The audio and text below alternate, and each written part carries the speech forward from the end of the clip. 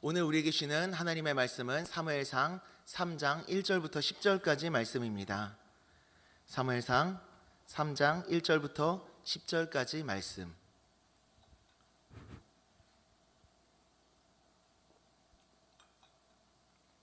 이 말씀을 저와 여러분들이 한 절씩 교독하고 마지막 절은 함께 읽겠습니다. 제가 먼저 1절을 읽겠습니다. 아이 사무엘이 엘리 앞에서 여호와를 섬길 때에는 여호와의 말씀이 희귀하여 이상이 흔히 보이지 않았더라. 엘리의 눈이 점차 어두워가서 잘 보지 못하는 그때 그가 자기 처소에 누웠고 하나님의 등불은 아직 꺼지지 아니하였으며 사무엘은 하나님의 궤에 있는 여호와의 전 안에 누웠더니 여호와께서 사무엘을 부르시는지라 그가 대답하되 내가 여기 있나이다 하고 엘리에게로 달려가서 이르되 당신이 나를 부르셨기로 내가 여기 있나이다 하니 그가 이르되 나는 부르지 아니하였으니 다시 누우라 하는지라. 그가 가서 누웠더니 여호와께서 다시 사무엘을 부르시는지라 사무엘이 일어나 엘리에게로 가서 이르되 당신이 나를 부르셨기로 내가 여기 있나이다 하니 그가 대답하되 내 아들아 내가 부르지 아니하였으니 다시 누우라 하니라. 사무엘이 아직 여호와를 알지 못하고 여호와의 말씀도 아직 그에게 나타나지 아니한 때라. 여호와께서 세 번째 사무엘을 부르시는지라 그가 일어나 엘리에게로 가서 이르되 당신이 나를 부르셨기로 내가 여기 있나이다 하니 엘리가 여호와께서 이 아이를 부르신 줄을 깨닫고 엘리가 사무엘에게 이르되 가서 누웠다가 그가 너를 부르시거든 네가 말하기를 여호와여 말씀하옵소서 주의 종이 듣겠나이다 하라 하니 이에 사무엘이 가서 자기 처소에 누우니라. 여호와께서 임하여 서서 전과 같이 사무엘아 사무엘아 부르시는지라. 사무엘이 이르되 말씀하옵소서 주의 종이 듣겠나이다 하니. 아멘. 자, 다 함께 따라해 보겠습니다. 꺼지지 않은 낭만. 네. 여러분 오늘은 좀 몇 가지 좀 설명을 드리면서 좀 시작을 하려고 그럽니다. 이 화면을 좀 잘 보시면서 설명을 들어주시면 좋을 것 같은데요. 여러분들 혹시 MZ 세대라는 말을 들어보신 적 많으시죠? 요새 좀 많이 들으시고 그냥 우리들끼리는 뭐 저기 요즘 것들 뭐 이런 식으로 표현을 하기도 하는데 네, MZ 세대라는 말을 그래도 많이 들어보셨는데 이게 무슨 뜻인지는 잘 모르고 계셨을 겁니다. 한번 PPT를 좀 띄워주시면요. PPT 화면을 좀 보여주시면은 네, MZ 세대는 밀레니엄 세대와 Z 세대의 합성어입니다. 이게 연령대를 구분해서 나타나는 거거든요. 1980년대 초반에 출생한 사람부터 2000년대 초반에 출생한 사람들을 MZ 세대라고 이야기합니다. 밀레니엄 세대와 Z 세대를 합쳐서. 그러니까 따지고 보면은 저도 MZ 세대인 겁니다, 여러분. 그리고 이들에게는 특징이 있는데 디지털 환경에 굉장히 익숙하다라는 겁니다. 인터넷이랑 스마트폰을 사용하는 게 자연스럽습니다. 어렵지 않습니다. 이게 너무나도 당연스럽고 자연스러운 세대 속에서 살아가고 있는 사람들입니다. 거기에 또 무엇이 있느냐? 주입식 교육이 아니라 토론식 교육을 배운 사람들이에요. 자율학습을 또 배운 사람들이고요. 그러다 보니까 개인 행복과 자아 실현을 중시하는 사람들입니다. 그러니까 내 의견이 굉장히 중요하다는 거죠. 자기 주장이 그래서 굉장히 강한 사람들입니다. 그래서 또한 가치 소비, 그러니까 좋은 목적을 위한 소비와 트렌드를 추구합니다. 예를 들면 환경 보호 같은. 그리고 사회적 이슈에 굉장히 민감합니다. 그래서 사회에서 무언가 이슈가 일어났다 그러면은 그거를 SNS에 올려가지고 거기서 자신의 의사를 이렇게 드러내는 거를 적극적으로 표현을 하고 그렇습니다. 거기다가 SNS를 굉장히 많이 보죠. 영상도 많이 보고, 요새 유튜브 많이 보지 않습니까? 아이들이 유튜브도 많이 보고 SNS도 많이 합니다. 그런데 여러분 혹시 이런 얘기 들어보신 적 있으신가요? SNS 연애라고. 자, 여러분 인터넷 상에서만 연애를 하는 겁니다. 실제로 만나는 게 아니라 인터넷 상에서만 연애를 하는 거예요. 나 남자친구 있다, 여자친구 있다. 근데 사진 좀 보여줘 하면은 사진을 보여주는데 뭡니까? 실제로 만난 적은 없는 겁니다. 이런 연애들도 하고 있는 겁니다. SNS 연애. 서로 이렇게 문자로만 서로의 마음을 주고받고 문자상에서 데이트를 하는 거죠. 그래서 무엇까지 가능하냐? 해외 연애까지 가능한 겁니다. 해외 연애까지. 외국인들이랑 연애를 하는 거예요. 그러면서 1년에 한두 번 만나면 그거를 데이트라고 생각을 하는 겁니다. 이해가 되지 않더라고요. 저는 전혀 이해가 되지 않았습니다. 하루라도 안 보면 이제 가슴이 가슴이 너무 뛰어가지고 하루라도 안 보면 입안에 가시가 돋을 것 같은 그런 마음이 드는 게 연애였었는데, 그래서 저는 그 아내를 보고 한눈에 반했었을 때 출퇴근까지 다 시켜주고 그랬었거든요. 하루라도 안 보고 싶지 않아가지고 매일 만났었습니다. 그래서 결혼까지 하게 됐었던 건데 전혀 이해가 되지 않는 겁니다. 만나지도 않고 어떻게 연애를 하지? 그런데 이 MZ세대 다음의 세대, 2010년대 초반까지라 그랬잖아요. 그 다음 세대를 뭐라고 하냐? 여기 보면 큰 글씨로 쓰여져 있죠. 알파 세대라고 이야기를 합니다. MZ세대 다음은 알파 세대다. 자, 그런데 여러분, M세대와 Z세대를 합친 게 MZ세대입니다. 그러면은 M세대하고 Z세대가 분리가 될 수가 있겠죠. 그러면은 Z세대하고 알파세대가 또 연속적으로 돼가지고 합쳐지기도 합니다. 그거를 뭐라 그러냐? 바로 잘파세대라고 이야기를 합니다. 네, 잘파세대 이름도 좀 웃기죠? 여러분들, 우리는 MZ세대만 알고 있었잖아요. 근데요, MZ세대는 한물 간지 오래입니다. 여러분들, 이제는 잘파세대라는 겁니다. 한 3년 전쯤부터 잘파세대라는 용어가 나타나기 시작했는데요, 2000년대 초반부터 2010년대 이후, 그러니까 지금 태어나고 있는 아이들까지를 잘파 세대라고 이야기를 합니다. 얘네들은요, 또 더 무서운 게요, 무섭다고 표현을 했네요. 네, 밀레니엄 세대, 그러니까 M 세대라는 사람들은 태어날 때는 아날로그예요. 핸드폰이 없었어요. 제가 태어날 때는 핸드폰이 없었습니다, 여러분. 그런데 나중에 핸드폰이 생기고 인터넷이 생기면서 그거를 나중에 수용을 하게 됐죠. 받아들이게 되는 세대예요. 근데 Z세대하고 알파세대, 이 잘파세대는 뭐냐면은 태어날 때부터 인터넷과 핸드폰이 다 있는 거예요. 그래서 핸드폰과 인터넷을 하는 게 너무나도 당연하고 너무나도 자연스러운 거예요. 다른 말로 얘기하면요, 없으면 못 사는 세대입니다. 요즘 그래도 그 M세대나 그 이전 세대들 같은 경우는 뭐 X세대, Y세대 그랬었잖아요. 핸드폰 없이도 어떻게든 살아갑니다. 근데 얘네들은요, 핸드폰 없이는 못 살아갑니다. 인터넷 없이는 못 살아갑니다. 그래서 마치 그 응답하라 같은 드라마를 보게 되면은 무슨 생각을 하게 되냐면은 타임머신을 타고 그 옛날로 자기가 살아보지 못한 세대로 내려가게 되는 그런 경험을 하게 되는 거죠. 얘네들의 특징은 디지털 네이티브, 그러니까 태어날 때부터 디지털 환경에서 성장한 디지털 네이티브고요. 그러다 보니까 나중에는 분명히 이런 일이 일어나게 될 겁니다. 책이 사라지고 이런 패드 가지고 핸드폰 가지고 책을 읽게 되는 그런 세대가 분명히 오게 될 수 있고요.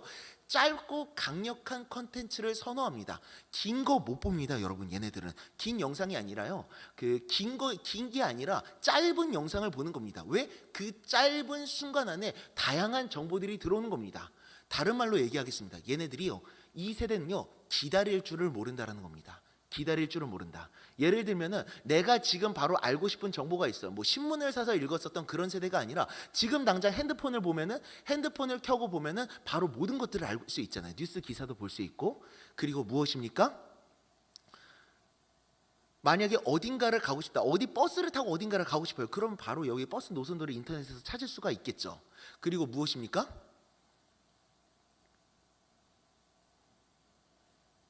SNS에서 서로 문자 받으면서 서로의 마음을 바로바로 주고받을 수도 있고, 그리고 여러분, 무엇을 하지 않아도 되냐면은 책을 읽지 않아도 됩니다. 자, 책 1시간 읽으면서 거기서 지식을 쌓게 되잖아요. 근데요, 책 1시간 동안 그 책 1시간을 읽으면서 지식을 쌓는 것보다 3분짜리 영상을 보는 게 더 효율적이라고 생각하는 거예요. 그래서 책을 읽는 인내심조차도 사라지고 있는 세대라고 볼 수가 있습니다. 그래서 요즘 어떤 일이 일어납니까? 드라마가 짧게 편성이 됩니다.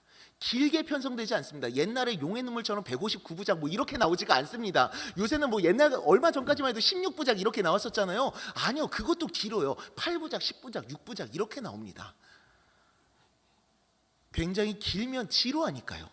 그리고 자기 개성을 중시합니다. 그래서 다른 사람들 따라하는 것보다는 자기만의 것들을 만들어가는 것을 굉장히 중요하게 생각하고요. 세 번째 뭐라고 얘기합니까? 사회적 가치를 중요하게 여긴다. 환경 문제와 같은. 그래서 사회적 이슈가 일어났다, 거기에 적극적으로 참여해서 댓글도 남기고 막 이렇게 의사를 표현하기도 하고 그렇습니다. 그리고 여러분, 이런 용어 들어보신 적 있으시죠?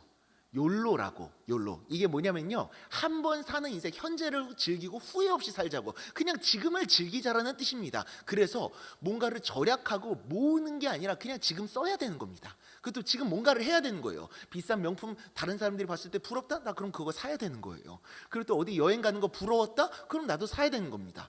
그거를 어디서 봅니까? SNS에서 보면서, 인터넷에서 보면서 저 사람들을 나도 따라하고 싶어지는 거예요. 그래서 돈을 쓰고 그리고 뭔가를 행하는데 적극적이었던 세대, 적극적으로 행해야 된다는 의미가 바로 욜로입니다. 그래서 어떤 말이 등장했냐면 플렉스라는 말이 등장했습니다. 그래서 뭐 비싼 거를 뭔가 이렇게 사면서 내가 가지고 있는 모든 돈을 다 털어가지고 명품을 샀어 막 이러면서 플렉스 막 이러면서 소리를 지르고 막 이렇게 사람들에게 자랑을 하고 그랬었거든요.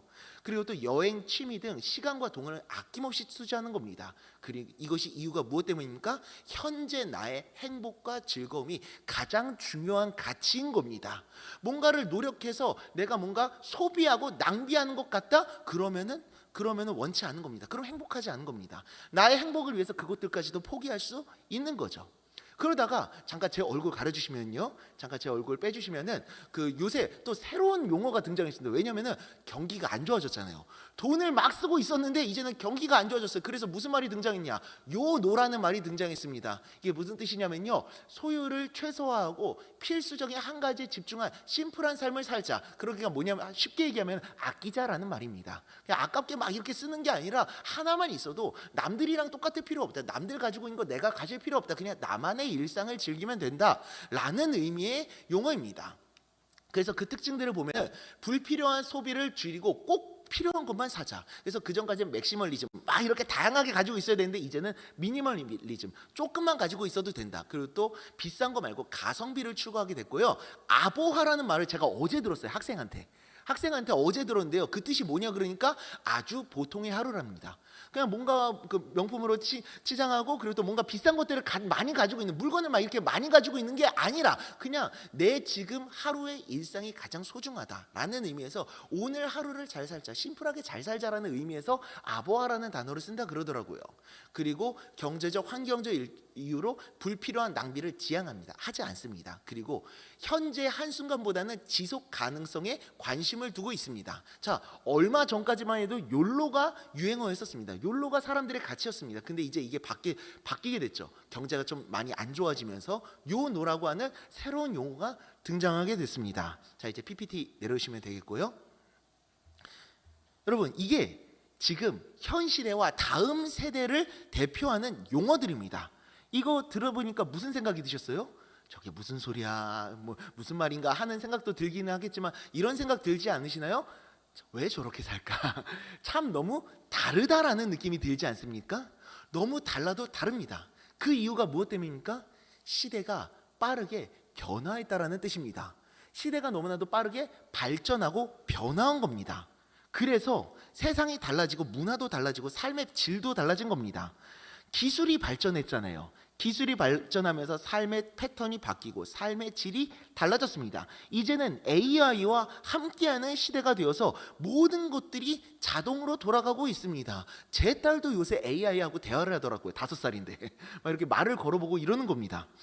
그리고 삶의 패턴도 바뀌었고요. 삶의 질도 달라지고 문화도 달라지고 중요한 거는 학생들의 교육도 달라졌습니다. 그리고 사람들이, 그리고 또 학생들이 생각하는 가치관과 생각이 달라지게 된 겁니다. 기술의 발전 속도는 점점 빨라지게 되면서 한 해가 갈수록 세상이 빠르게 변화하고 있습니다. 우리와 우리 자녀들은 그러한 시대 속에서 살아가고 있는 겁니다. 빠르게 변화하는 세상 속에서. 그래서 올해는 이렇게 살아가고 있었다고 할지라도 내년에는 어떤 일이 일어나게 될지 또 알 수 없는 겁니다. 한 달, 2달 뒤에는 또 어떤 일이 일어나게 될지 알 수 없는 거죠. 정말로 모든 것들이 빠르게 변화하고 있습니다. 그러나 이 빠르게 변화하는 세상 속에서 우리가 잊어서는 안 되는 한 가지 사실이 있습니다. 변하지 않는 한 가지 사실이 있습니다. 계속해서 모든 것들이 빠르게 변화하고 발전하고 있는데 변하지 않는 한 가지 사실이 있습니다. 그게 무엇입니까? 하나님이 살아계시다라는 사실입니다. 하나님은 온 세상의 왕으로 여전히 이 세상을 다스리시고 통치하시고 계십니다. 그분만이 이 세상의 왕이시며 그리고 유일한 구원의 소망 되신 예수 그리스도, 오직 예수 그리스도만이 유일한 구원의 진리와 소망 되심을 믿습니다. 빠르게 변화되는 이 세상도 하나님의 섭리와 다스리심 속에서 모든 것들이 이루어지고, 그 시대 가운데 하나님의 사람을 세우셔서 그 하나님의 사람들을 통해서 일하시는 줄 믿습니다. 그 시대에 맞는, 그 세대에 맞는 하나님의 사람을 통해서. 오늘 본문은 사무엘상 3장입니다. 그리고 또 그 배경은 어떤 시대냐? 바로 사사시대라는 시대입니다. 죄가 계속해서 반복되는 시대였죠. 평화로웠던 이스라엘이 죄에 빠져, 우상숭배에 빠져 하나님과 멀어지고 심판을 받자 회개하고 하나님께서 구원자를 보내주셔서 그들을 구원해 주시고, 그랬더니 또 죄를 짓고 또 구원해 주시고 또 죄를 짓고 또 구원해 주시는 이 패턴이 계속해서 반복됐던 시대가 사사시대죠. 바로 이스라엘의 신앙의 암흑기였던 시대였습니다. 그래서 이 사사시대를 성경이 한마디로 이렇게 정의하고 있습니다. 사사기 21장 25절 함께 읽겠습니다. 시작. 그때 이스라엘에 왕이 없었으므로 사람이 각기 자기의 소견에 옳은 대로 행하였더라. 아멘.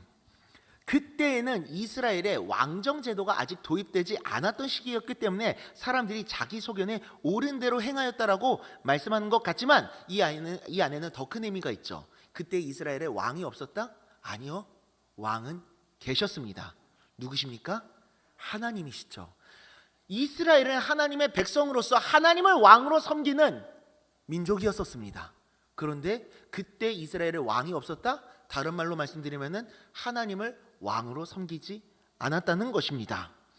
왕이신 하나님의 말씀을 따르고 하나님의 뜻을 이루며 하나님을 섬기는 하나님의 백성 이스라엘이 하나님을 왕으로 섬기지 않고 자기 소견에 옳은 대로 행했다. 하나님의 말씀이 아닌 내 생각과 내 방식과 내 욕심이 이끄는 대로 살아갔다라는 거죠. 그렇게 하나님을 떠나 있었던 시대, 이스라엘의 신앙의 암흑기를 바로 사사시대라고 이야기를 합니다.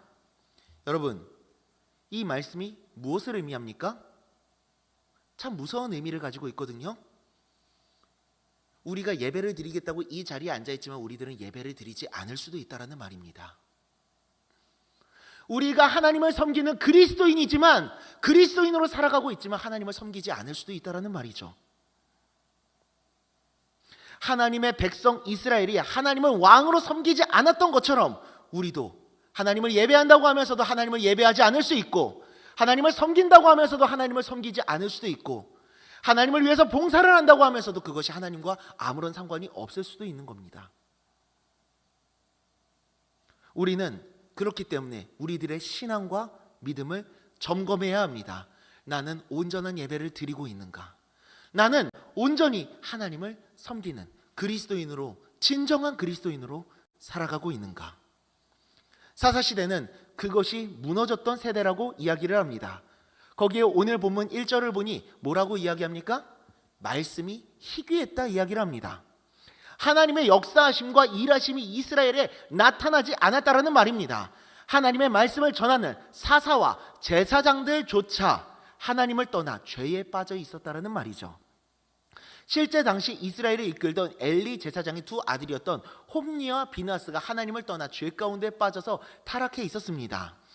성전에서 봉사하던 여인들에게 성적인 범죄를 저지르고 백성들이 하나님께 드리는 제물을 예배가 끝나기도 전에, 아니 시작하기도 전에 자기들 마음대로 취하려고 했었던, 예배의 규율을 어기기까지 했고 깨기까지 했었던, 하나님의 이름으로 백성들을 축복해야 할 제사장들조차 하나님의 말씀이 아닌 자기 욕심과 소견에 옳은 대로 행하고 있었던 것입니다.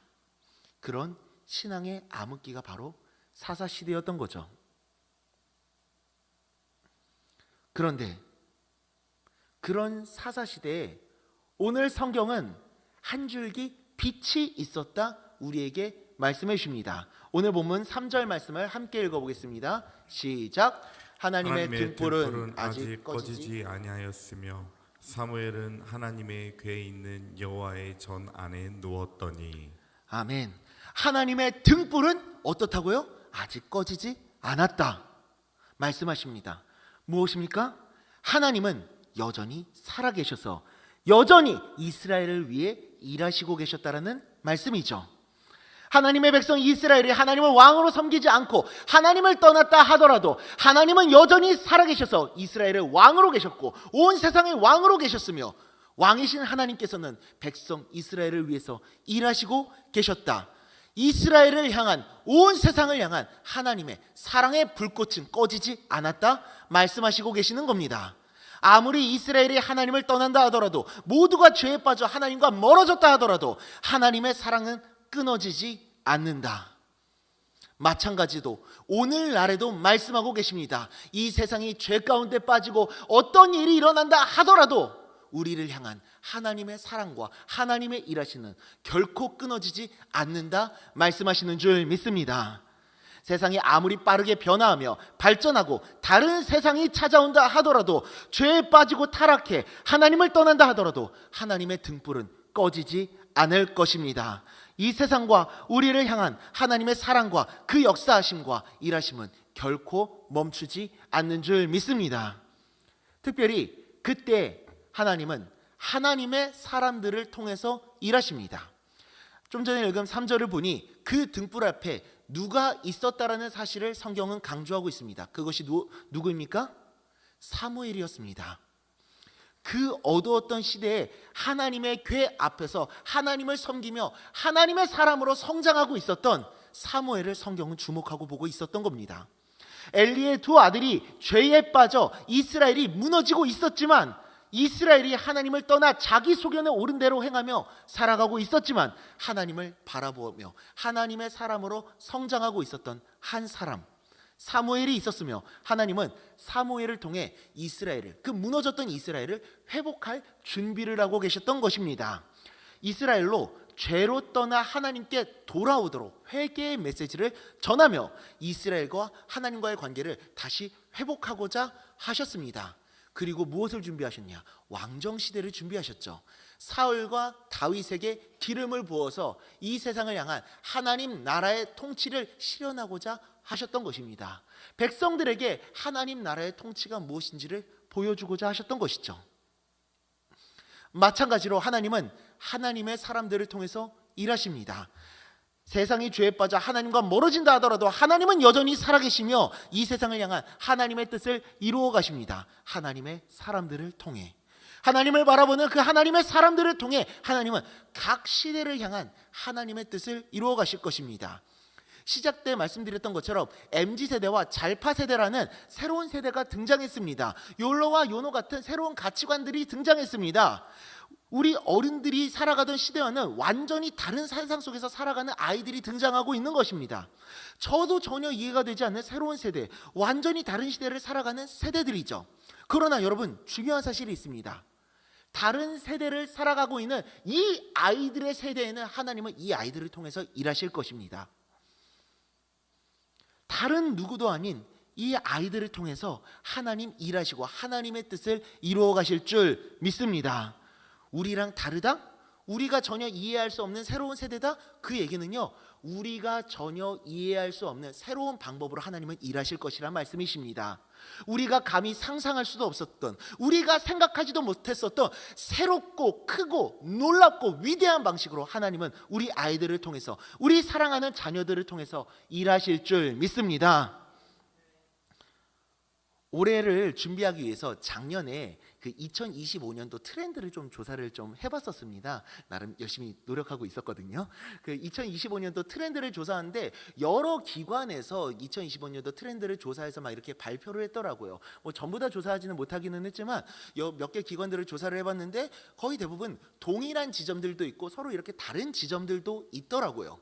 그런데 제가 그중에서 좀 눈여겨보게 됐었던 게 생활변화관측소라고 하는 곳에서 그 내년도의 키워드를 내년도가 아니죠, 올해죠. 2025년도의 키워드를요 5가지로 정의를 하는데 그게 무엇이냐?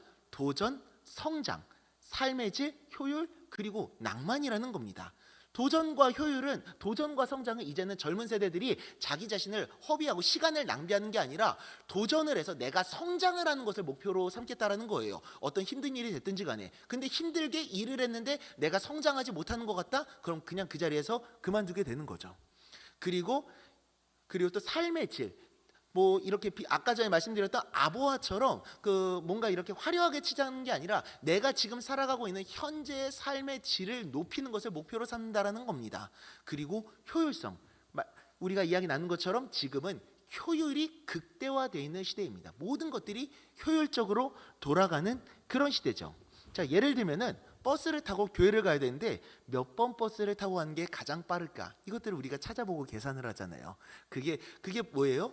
효율을 추구하는 거죠. 현재 우리들의 일상은 우리들이 편하고 행복하기 위해서 가장 효율적인 방법들을 찾아가고 있을 것입니다. 그런데 이 다섯 가지 중에서 마지막이 뭐라고요? 낭만이었었습니다. 낭만이 무엇이냐? 이렇게 효율을 추구하는 환경 속에서 굳이 비효율적인 것들을 추구하는 거예요. 효율에 반대되는 말이거든요. 낭만은 무엇이냐면 효율의 반대입니다.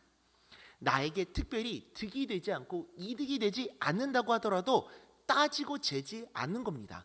효율적이지 못한다 하더라도 굳이 하는 것. 왜? 의미가 있으니까. 그만큼 효율적이지 않더라도 의미 있는 일이면 내가 해보는 것, 그것을 바로 낭만이라고 정의하고 있는 겁니다. 자, 그런데 제가 이 낭만이라는 단어를 듣는데 그때부터 제 가슴이 뛰기 시작하는 거예요. 가슴이 뛰는 겁니다. 왜냐면요, 교회가 이런 곳이잖아요. 교회가 이런 곳이지 않습니까? 효율을 추구하는 것이 아니라, 어떤 이득을 추구하는 것이 아니라 하나님께서 원하시는 뜻이라면 그것들을 행하는 것. 내게 이득이 되지 않고 손해를 보는 것 같다고 하더라도 아무런 대가도 바라지 않고 헌신하고 봉사하며 하나님의 사랑을 실천하는 것. 교회야말로 진짜 낭만적인 공동체이지 않습니까? 어떤 신학자는 이런 얘기를 했습니다. 세상에 아무런 대가도 바라지 않고 세상을 섬기는 기관은 교회밖에 없다. 그 말씀처럼 교회는 무언가 이득이나 대가를 바라고서 일을 하지 않습니다. 어떤 이득이나 대가를 바라지 않고 설령 손해를 보게 된다고 하더라도 예수님께서 말씀하신 섬김과 이웃 사랑을 실천하며 세상을 섬기는 곳이죠. 그래서 우리 교회 스피릿도 뭐죠? 퍼주다가 망해도 성공한 것이다. 그리고 이러한 마음이 들었습니다. 이 단어가 생각났습니다. 그것이 무엇이냐면은 예배였습니다. 여러분, 예배야말로 낭비 아닌가요? 시간 낭비, 돈 낭비, 체력 낭비, 감정 낭비이지 않습니까? 그런데 이 낭비라고 하는 것을 마르바던이라고 하는 사람은 이렇게 표현했습니다. 하나님 앞에 고귀한 낭비 예배. 하나님 앞에 거룩한 낭비라고 표현을 하는 겁니다. 거룩한 낭비. 우리들이 시간을 투자해서 예배를 드리고 내가 헌신해가지고 시간과 몸과 체력과 그 모든 것들을 쏟아서 예배를 드린다? 하나님 앞에 드려지는 거룩한 낭비가 된다. 즉 하나님 앞에 드려지는 거룩한 산 제물이 된다라는 말씀이신 거죠. 이 생각이 들면서 꿈을 꾸게 됐습니다. 그것이 무엇이냐면은 우리 청소년들과 하나님을 예배하자. 하나님을 예배하자. 우리 중고등부 친구들과 함께 하나님을 예배하자. 낭만적인 예배자가 되자 라는 마음을 품게 되었었습니다. 공부라는, 대학이라는, 부유한 삶이라는 효율을 추구하는 시대 속에서 나는 하나님을 예배하겠다. 함께 결단하자. 하나님의 사랑을 실천하며 교회와 세상을 섬기며 나아가겠다라는 꿈, 치열하게 공부하며 자신의 스펙을 쌓아 나아가야 하는 학교 생활 속에서도 하나님을 예배하자, 함께 꿈꿨으면 좋겠다라는 마음이 들게 되는 겁니다. 그래서 2025년도 청소년부의 그 목표와 방향을 낭만적인 예배자라고 품게 되었습니다. 낭만적인 예배자. 효율을 추구하는 시대 속에서 하나님을 예배하겠다. 설령 그것이 비효율이라 하더라도 하나님이 살아계시기에 우리들은 진리를 붙잡는 낭만을 선택하겠다. 우리들은 낭만적인 예배자로 살아가자. 청소년들과 함께 그런 꿈을 품고자 했습니다. 그래서 학교에서도 하나님의 나라를 세워나가자라는 꿈을 함께 품고자 하고 있습니다. 그래서 학생들에게 예배의 의미를 알려주며 교육하고 훈련하려고 하고요. 예배팀을 강화해서 학생들이 직접 예배를 주도하고 섬기고 만들어 나가는 그런 예배를 꿈꾸게 되었습니다. 그리고 고등부가 중등부를 섬기는 등 선배들이 후배들을 챙겨주는 그런 문화들을 좀 만들어가고자 합니다. 그래서 그 첫 단추로 무엇을 했냐면요, 지난주에 중등부 수련회가 은혜 가운데 잘 맞춰졌거든요. 함께 기도해 주셔서 너무나도 감사드립니다. 너무나도 은혜로운 시간이었고 행복한 시간이었는데, 그때 둘째 날 저녁 집회를 저와 고등부 찬양팀이 가서 그 둘째 날 저녁 집회를 인도해 주고 왔습니다. 그 잠깐 PPT 띄우시면요, 그 저렇게 저희 고등부 친구들이 둘째 날 저녁 때 늦은 시간까지 함께 하나님을 예배하면서 그 찬양 집회를 인도를 해줬었던 거예요. 뭐 지금 그 영상을 좀 보여드리면요, 정말로 기뻐하면서 우리가 함께 찬양을 하고 예배를 드렸습니다. 아이들이 뛰면서 기뻐하면서 너무나도 행복해하면서 찬양을 했었죠. 그런데 여기서 참 너무나도 행복했었던 것이 무엇이냐면은 저희 고등부 학생들이 용기와 자신감을 얻었었던 거예요. 우리도 할 수 있구나. 우리도 할 수 있구나. 그리고 또 나를 통해서 일하시는 그 하나님의 은혜를 아이들이 경험하게 된 거예요. 그리고 또 중등부 학생들 모든 아이들이 그랬던 건 아니겠지만 저 선배들을 보면서 우리들도 저렇게 하고 싶다. 어떤 한 친구는 막 자기도 저 위에 올라가고 싶어가지고 막 이렇게 근질근질거렸었던 그런 친구도 있었더라고요. 그랬던 것처럼 선후배 간에 연결이 되는 그런 문화가 이렇게 쌓여져 나갈 수 있었고요. 그래서 아이들에게는 제가 이러고 얘기했습니다. 우리 앞으로도 이렇게 섬기자. 우리 고등부가 중등부를 섬기고 또 중등부가 또 초등부를 섬길 수 있으면 좋겠다. 그리고 또 우리 교회 안에만 머무는 게 아니라 세상 가운데 나아가 우리들이 쌓아왔었던 하나님께서 우리들에게 부어주셨던 그 은혜를 세상 가운데 흘려보내자. 세상을 섬기자라고 이렇게 같이 함께 결단하고 기도하는 시간을 가졌었습니다. 그리고 또 한 가지의 낭만적인 것들을, 낭만을 또 하나 준비하고 있는데 그것이 무엇이냐, 바로 캄보디아 비전 트립입니다. 이제 다음 달이면 이제 캄보디아 비전 트립을 다녀오게 됩니다. 이것을 위해서 저희 아이들이 엊그저께도 모여서 같이 그 워십 댄스를 준비하고 뭐 무언극을 준비하고 공연을 준비하고 이것저것 여러 가지 것들을 준비했습니다. 그 여러 명의 아이들이 지금 준비를 하고 있는데요. 정말 중요한 사실, 깜짝 놀라는 사실이 있었습니다. 그 아이들이 모여서 다 같이 워십 댄스를 준비하는데 몸치들밖에 안 모였더라고요. 춤을 출 줄을 모르는 겁니다. 그래가지고 따라하는데 얘네들이 지금 춤을 추고 있는 거야, 아니면 그냥 목각 인형으로 서 있는 거야 이러는데, 어떻게 해서든 선생님이 가르쳐 주는 거 이렇게 따라해 보겠다라고 열심히 노력하고 있는데 기특하더라고요. 너무나도 예쁘고. 참고로 말씀드리면 저 앞에 보면은 정진호 전도사님도 계십니다. 그 몸으로 그 등치로 워십 댄스를 하고 계시는 건데요. 여러분들 귀엽고 사랑스럽게 봐주시기를 부탁드리겠습니다. 근데 어쨌든 뭐 자기가 뭐 춤을 잘 춘다 못 춘다를 떠나서 캄보디아 땅 가운데 나아가는 이유가 무엇 때문입니까? 그 열방을 향한, 그 땅을 향한 하나님 아버지의 마음을 품었기 때문에 그렇습니다. 열방을 향한 하나님 아버지의 마음을 품고 내 손길이 작은 손길이 된다고 할지라도, 내 발걸음이 아무리 작다고 할지라도 그곳 가운데 나아가 그곳 가운데 하나님의 사랑을 심겨주고 돌아오기를 원하기 때문에 그러한 마음을 품고 아이들이 열심히 준비하고 있습니다. 또 하나의 낭만인 거죠.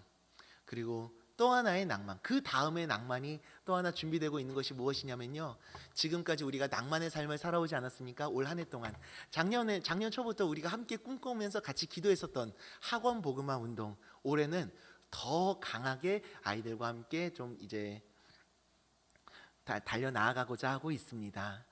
더 아이들을 또 이제 준비를 해가지고 학원 복음화 사역을 좀 더 강화하고자 하고 있고요. 이를 위해서 저희가 무엇을 준비했냐면은 웨이크업 집회라는 집회를 준비했습니다. 전국에서 일어나고 있는 학원 복음화 연합 운동입니다. 연합 집회. 각 지역별로 일어나고 있는데요. 웨이크업 파주가 지금 3월 8일에 준비되고 있습니다. 이제 다다음 달인데요. 경기도 북부에서는 우리 교회가 최초입니다. 경기도 북부에서는. 그래서 그만큼 또 부담되는 마음으로 준비하고 있는데요. 학교 기독교 동아리를 세운 학생들이 함께 모여서 하나님을 예배하고, 그리고 또 이에 참여하기를 원하는, 학원 복음화 운동에 참여하기를 원하는 여러 교회들이 함께 모여서 함께 하나님을 예배하며 학원 복음화에 대한 비전을 공유하고 함께 결단하며 기도하는 시간을 갖고자 합니다. 이제 PPT를 내려주셔도 되겠고요. 이를 시작으로 학원 복음화 운동에 열기를 더 올려 학생들과 함께 학교에 기독교 동아리를 세워나가고자 합니다. 하나님의 나라를 세워나가고자 합니다. 여러분, 드리고 싶었던 말씀은 다른 것이 아닙니다. 하나님의 등불은 아직 꺼지지 않았다라는 사실입니다. 우리 자녀들이 자라나고 있습니다. 우리 학생들이 성장하고 있습니다. 하나님의 사람으로. 꺼지지 않았던 하나님의 등불은요, 다른 것이 아니었습니다. 바로 하나님의 낭만이었습니다. 세상이 어둡다 하더라도 죄가 판을 치고 있고 앞으로 어떤 일이 다가올지 우리들은 알 수 없지만 이 시대를 향한 그 하나님의 낭만의 불꽃은 꺼지지 않는 줄 믿습니다. 그래서 우리 학생들은 2025년도에도 앞으로에도 우리가 아까 얘기했었던 뭐 잘파 세대 그리고 또 MZ 세대 그 이후에 뭐 새로운 세대가 온다고 할지라도 하나님의 등불은 절대 꺼지지 아니하고 그 낭만의 등불은 절대 꺼지지 아니하고 우리 자녀들을 통해서 그 하나님의 뜻을 이루어 가실 줄 믿습니다. 우리 자녀들 세대 가운데 하나님께서 원하셨던 그 꿈을, 여러분, 그리고 중요한 사실이 하나가 있습니다. 이렇게 하나님의 등불이 꺼지지 않는 이유가 무엇 때문이라고 생각하시나요, 여러분?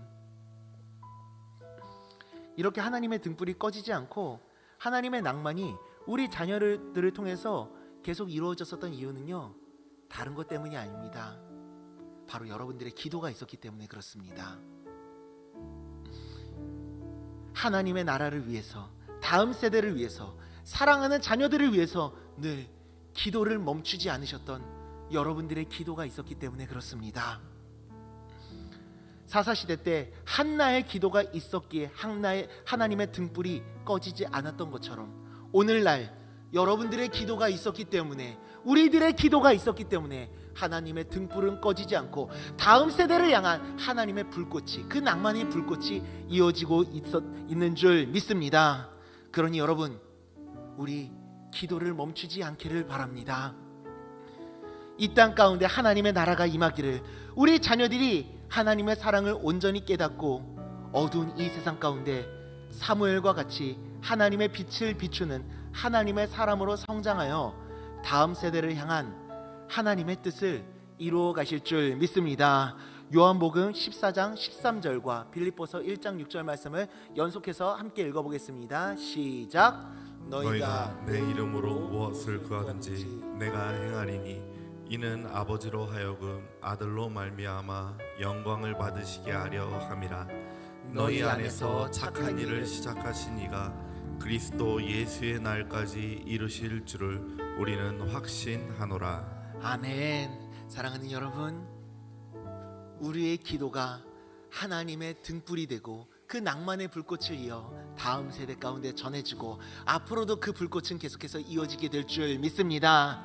기도로 하나님의 나라와 다음 세대를 세워나갈 것을 결단하며 앞으로도 계속 기도해 나아갈 우리 모두 주님께서 축복하시고 그 기도를 들으시고 일하실 줄 믿습니다.